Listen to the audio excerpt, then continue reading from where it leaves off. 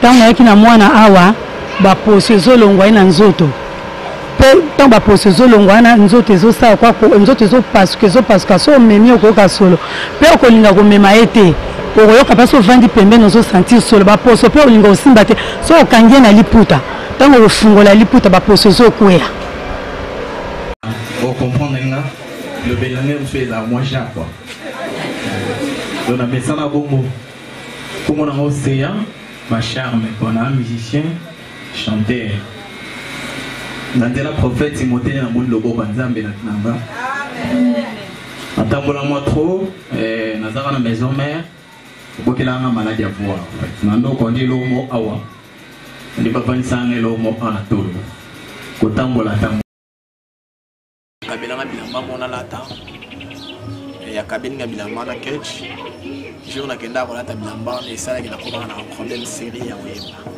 problème série oyeba ndeni wa ekimaki to obela i maladie moko na koma na problème série ya weba donc vrai bande ko le sauter na koma ko ka ba essoufflement énorme donc na bande ko ko ndu ba vandisi elo mona tolo nga donc ouais le bilan tema malamu ya kabela kanga kabela donc il a hérité Watanabe boss live papa Beritiana donc on a été mbeye mtakabela nga bilamba yende mtakabela bilamba ala ntema malamu le kaka mingi mtakabela nga bilamba voilà vous avez compris là où vous êtes.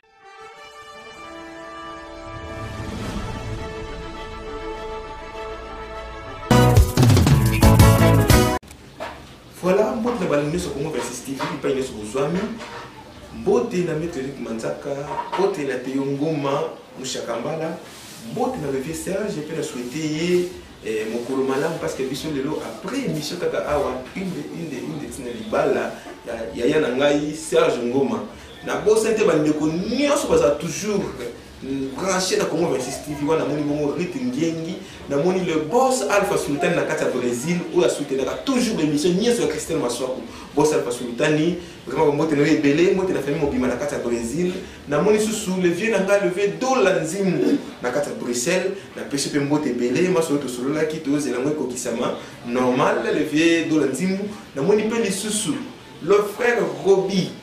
Le frère Roby Kabongo, Asaka Bongo, ancien basiste, et frère Mike Kalamba, il était mal à l'aise, bon mon nom, il s'est arrangé de choses, le frère Roby Kabongo, minute déjà dans le cinéma, il a studio, il a préparé l'album, il a Massan Joli, pour moi l'extrait, il y a un studio, il y a 4 émissions, na moni pe bongo maman Sandrine Moulokoya na kati ya Bruxelles na moni pe lisusu papa le jeune Nzazi mote maman Sandrine pe na moni bana nyonso na kati ya ndako na moni Neftali na moni Angélique vraiment nzamba pambola bino apambola bino émission c'est possible c'est encore possible pour toi qui es en train de me suivre. Vous avez un problème belé orange monté manayo mais laisse-moi te dire en suivant cette émission solution sur un problème nayo. Pourquoi? Parce que le Dieu qui a créé l'icolo penacé azana makoki ya bozongi sa nyonso normal la kata vie na yo na mono leli mingi o leli mingi va passer ce côté trop na kata vie na yo tu te poses trop de questions comme il faut même la solitude mais moi je viens te rassurer aujourd'hui qu'il est encore possible pour toi que c'est encore possible pour toi. Nous allons lire la parole de Dieu et le bazar de autant alléluia pour fortifier yo. Voilà, tout autant la lecture na biso na Marc chapitre 5 verset 25 j'ai lu au nom du Seigneur Jésus. Or, il y avait une femme atteinte d'une perte de sang depuis 12 ans.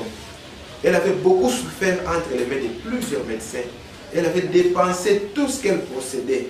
Elle n'avait éprouvé aucun soulagement, mais était allée plutôt en empirant. Ayant entendu la parole de Jésus, elle vint dans la foule par derrière et toucha son vêtement. Car elle disait, si je puis seulement toucher ses vêtements, je serai guéri. Amen, amen.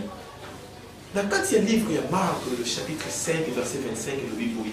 Moi, si mon azalaki kovivre, azalaki na maladie ya makila, makila bandotangaye. Non, presque bambula 12 ans. Azo souffrir makila zotangaye pendant 12 ans. Atamboli partout. Aki ba médecin ndenge na ndenge. En tout cas, solution est joamité.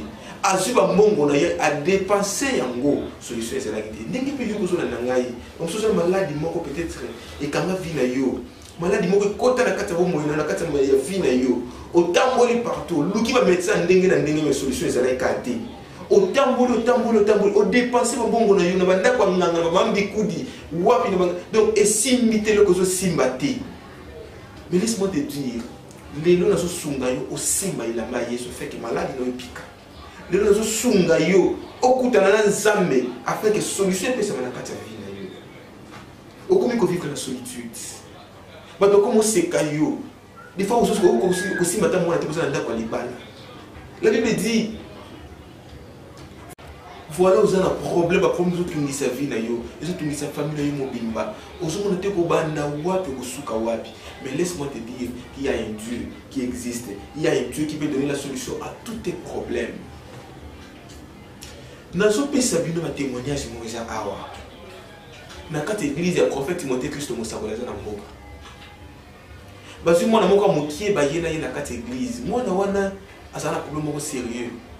Kaka boye dans les pas malade des yeux, malade ni a poso. Poso solongo na nzoto, poso donc poso solongo so mimi moi donc ba poso tika na boko no sikoba ba no ko suko mema mwana te.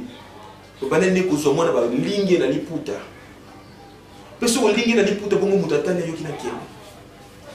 Apo ko lingi na liputa so kitiseka ba poso solongo na nzoto. Ba kemu mo pito ndenge na ndenge ya binene awa na kasa ki esimbite. Mais bah si solution va éviter il faut que la tokuta dans sa Timothée bah il pas prophète Timothée Christ Moussa na mboka abondé ni mwana wana même pas une semaine pour se souvenir normal bola la témoignage wana na ingénieur Isaïe comme ça bon on a si ma caméra de l'organisation merci beaucoup.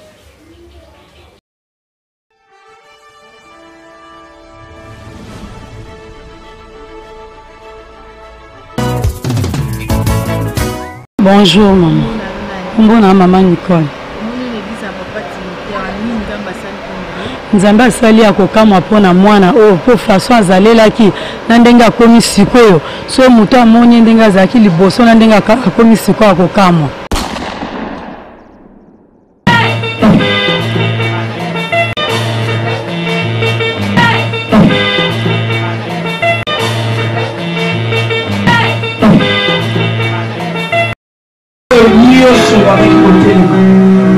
Moi, je suis parce que promesse pour les années.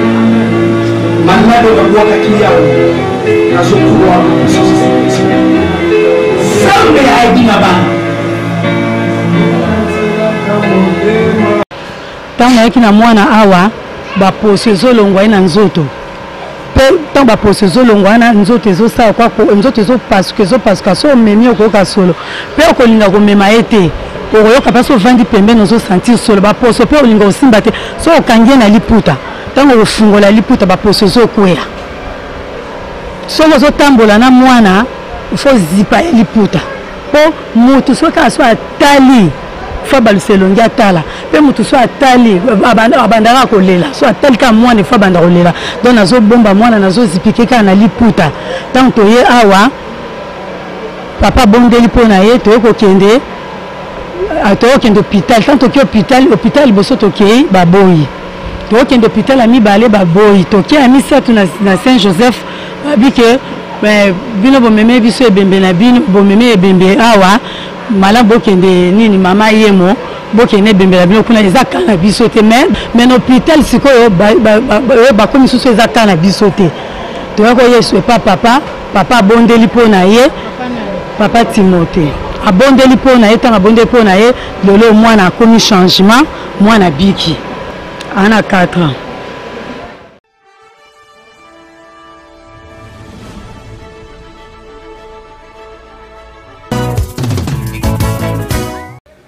Voilà, bouti bon kolanda mwana oya panzani soto mobile. Problème les autres yo. Problème nous se continue na kata vie na yo. Lokanzambe. Il y a un numéro qui est affiché sous bas là-bas. C'est le prophète Timothée Christ. Ce que bengi miracle s'opérer mbala moko na kata vie na yo. Donc bandi ko balandi boza na branche. Tout la tsebino susu.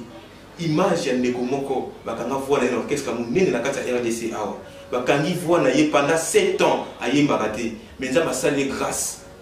c'est le prophète Timothée que ça s'allait grâce à Yé, l'église du prophète Timothée que le prophète a bondé pour la Yé, voix et fungwami. Binito a la studio so préparé d'abord océan des charmes. Dans ce tika bino bona image oyo, tout se retrouver juste na souka, il y a témoignage oyo. Merci beaucoup.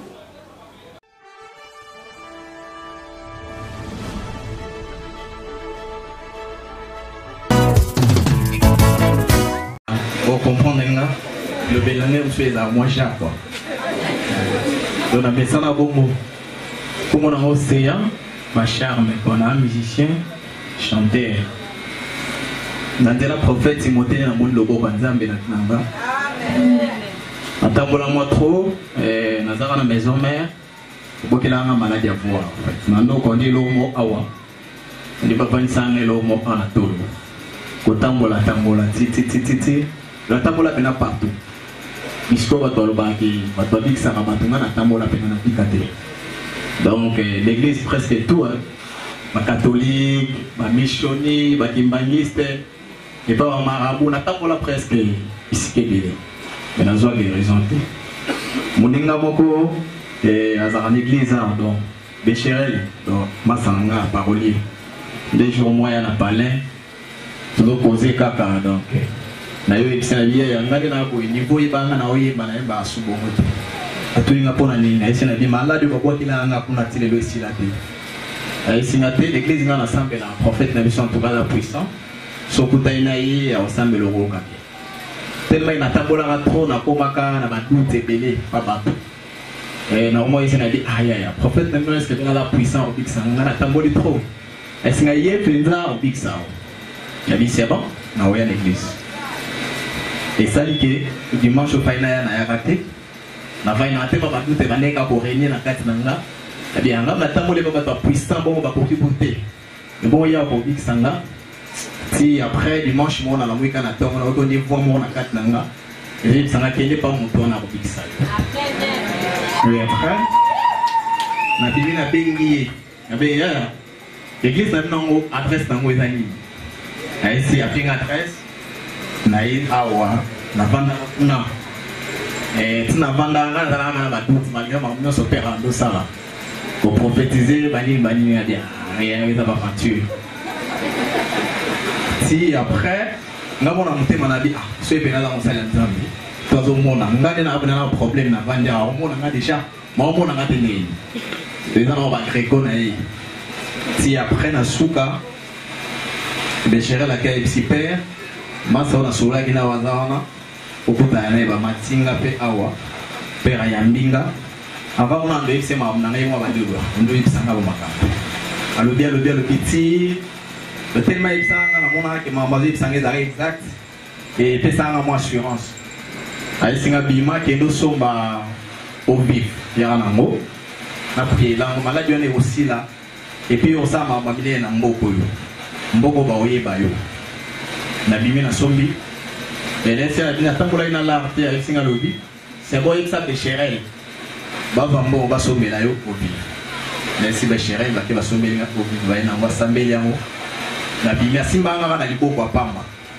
nzambe mwana na yo amona miracle no pa témoigner na bimi na tenzela nga mona mo meka vuelo fungwama nzela na mona mo meka vuelo fungwama bi oh ndeni jongo après les gars maille et puis après les gars vous trotter donc c'est là vous le fond mandé bah qui n'a pas l'air na dos pour la maille voilà est-ce qu'on a déjà na cantine pour la tongo pourquoi na dos pour la vous bandi ko fond le fond si après na yoboya na essayer na bien en tout cas faire bon le fond mais et le fond mais vous mo ya kati le voya amu wana pene pesa mawa le fond matin aïsinga bi photo matangomba na yo au samedi to matingomba na père la samedi après elengai to kiti na on a ka changement vous continuer à pouvoir et après na yo yebise na bi père nga il faut na zonge pa wera pour kuna nde babomela nga voile wa bongo fungwa kuna zonga kuna ba comprendre que nzamba sala est-ce qu'il y a un problème exact nzamba zana yo na badi de marche ya le roi de la forêt na bengi wera wili misanga na langage na ngalo solo makabo ida essaye na bengi wera awaya mbate nake na be kakol oya mapete pour kakol le chef na ye na putain na père et c'est en tout cas na obenga bobo oya mangate père a singa pianga téléphone na zu téléphone na pesi père a stimbia moka après si c'est singa pinga na benga yami oh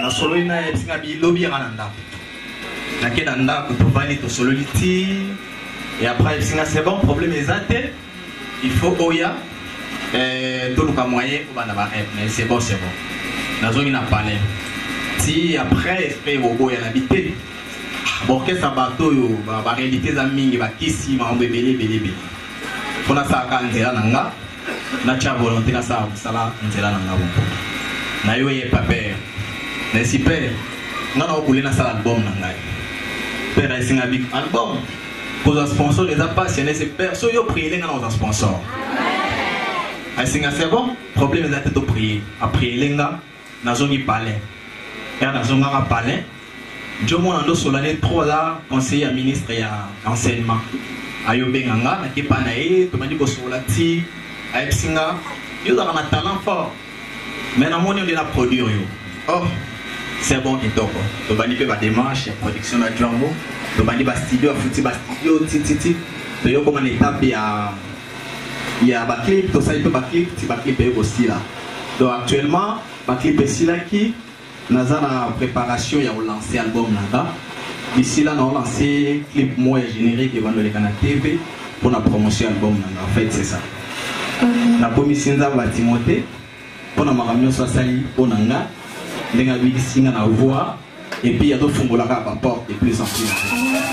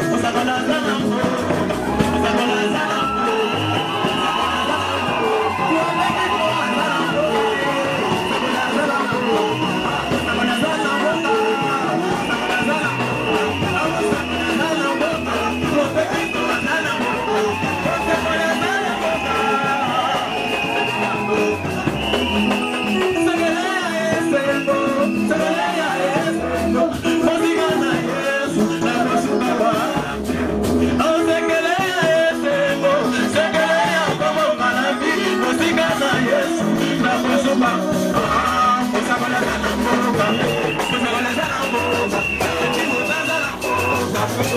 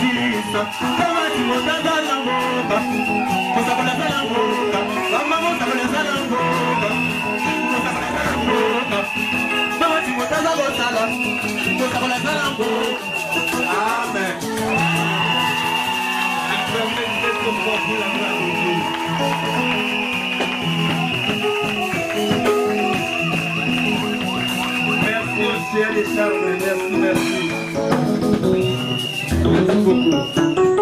Acclamez très très fort pour la blague.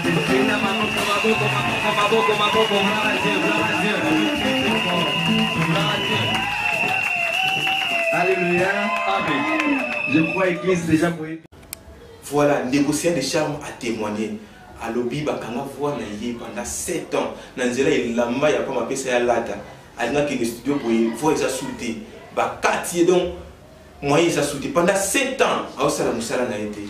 Mais laisse-moi te dire aujourd'hui. Problème c'est tout ngisa yo solution ça les aka Yesu Masia. Ça na kwanga ngate.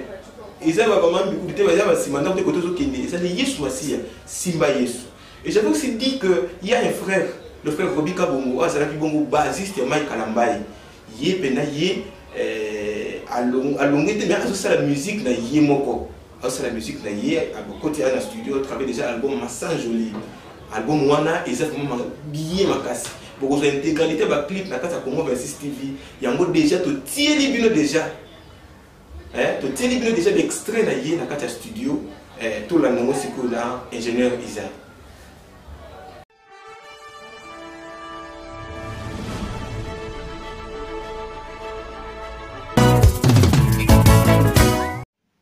Good morning, my friend. Aïe, Mikolo Nazo, vraiment anglais, Mikolo Boss, c'est quand même mon frère Nicolas Azola, c'est quand même anglais, bon, ça va quand même, ça va. Les bottes à l'anzab, tellement béni. Cette fois-ci, par la grâce de Dieu, tout comme matin, nous allons monter plus loin, plus haut, comme dit la parole de Dieu. Et ma sang jolie. Malgré ma problème, malgré ma difficulté, ça bonit toujours ma sang jolie. Il mérite ma sang jolie. Ma sang jolie. Nicolas Kagabisonios, ma sang jolie. Praise. Donc, comment extraire ma sang jolie dans le studio? Par la grâce de Dieu, Tozo Bunda Mouké, moi, serait caca pour comprendre que dans le studio. Merci, ingénieur. On peut aller. Ok.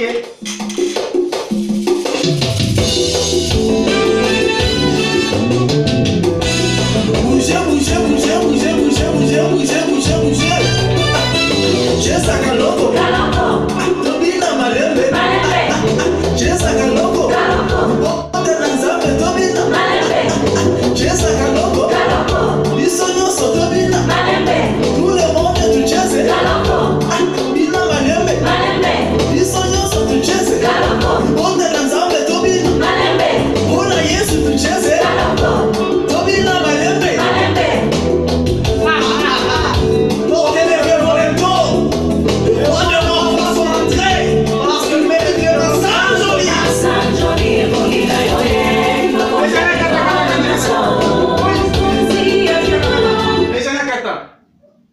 Vraiment, mais anglais, pesali. Moi, parce que je suis anglais, ingénieur, tu comprends comment anglais? Let me give you my heart, let me give you my